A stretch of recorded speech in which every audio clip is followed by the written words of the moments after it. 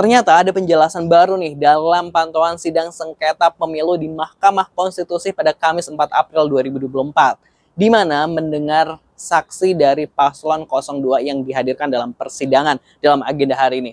Nah, rupanya pada tahun 2009 ada putusan MK dan KPU ini langsung mengubah PKPU pada malam harinya, yaitu sidang MK pada sore harinya.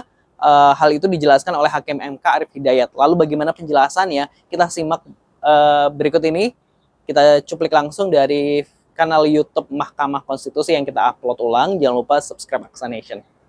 Asrun. Ya, Prof. Asrun. Saya nggak bertanya, tapi ini kan didengar publik di seluruh Indonesia. Memberikan pelajaran pada ahli hukum di Indonesia yang muda-muda. Supaya kita kalau bicara clear ya.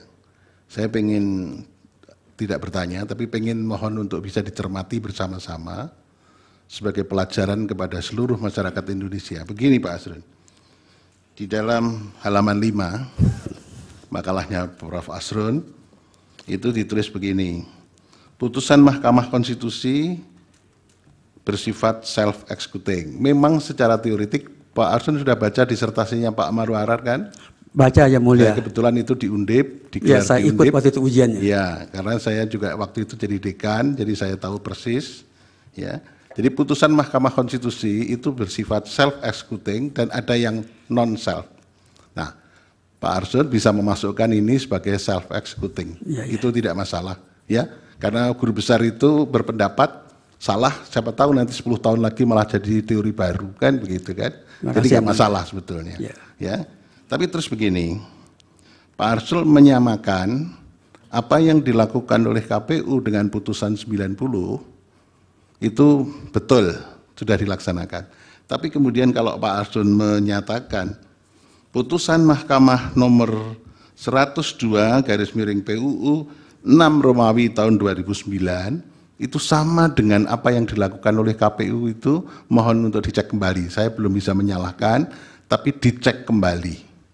Karena kalau pada waktu itu, kebetulan kemarin saya diingatkan oleh ahli dari 03, Putu Arte, mengatakan bahwa putusan Mahkamah yang nomor 102 garis miring PUU 6 Romawi tahun 2009 itu diputuskan pada sore hari, malam hari KPU merubah PKPU-nya. Yeah. Karena pada waktu itu belum ada putusan Mahkamah Konstitusi yang mengatakan KPU merubah atau membuat PKPU harus konsultasi DPR. Ya. Tapi kemudian ada pengujian undang-undang di Mahkamah Konstitusi mengatakan PKPU harus disusun dengan konsultasi DPR. Jadi ini tidak bisa dipersamakan. Ya. Tapi kalau pendapat bahwa putusan Mahkamah nomor 90 itu self-executing dan bisa langsung ditindaklanjuti oleh KPU, itu tidak ada masalah pendapat itu, gitu ya. Yeah. Tapi yang tidak bisa disamakan dengan 102, karena 102 begitu diputus Mahkamah langsung malamnya Pak Putu Arte yang membuat PKPU baru bahwa mencoblos tidak perlu di DPT, tapi mencoblos bisa langsung dengan menggunakan identitasnya. Jadi saya tidak bertanya, tapi kita supaya semuanya clear, karena kita berhukum harus presisi, harus cermat. Terima kasih Pak Arsul. Terima kasih Pak. Kita sama-sama guru besar tidak boleh saling mendahului kayak biskota. Terima kasih banyak Pak. Terima kasih. Terima kasih banyak. Baik, Pak Aslun cukup?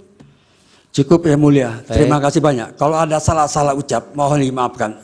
Wah, gimana nih menurut Positive People atas insight baru ini? Kita tahu jika setelah putusan MK, KPU memang tidak langsung mengganti PKPU di pemilu 2024 ini, namun langsung menerima pendaftaran dari Prabowo Gibran. Pastinya yuk ikut kawal dan pantau terus sidang di Mahkamah Konstitusi. Bagaimana nanti tuntutannya terkait dengan sengketa pemilu 2024. Jangan lupa subscribe Aksa Nation, kita pantau bersama. Wassalamualaikum, terima kasih.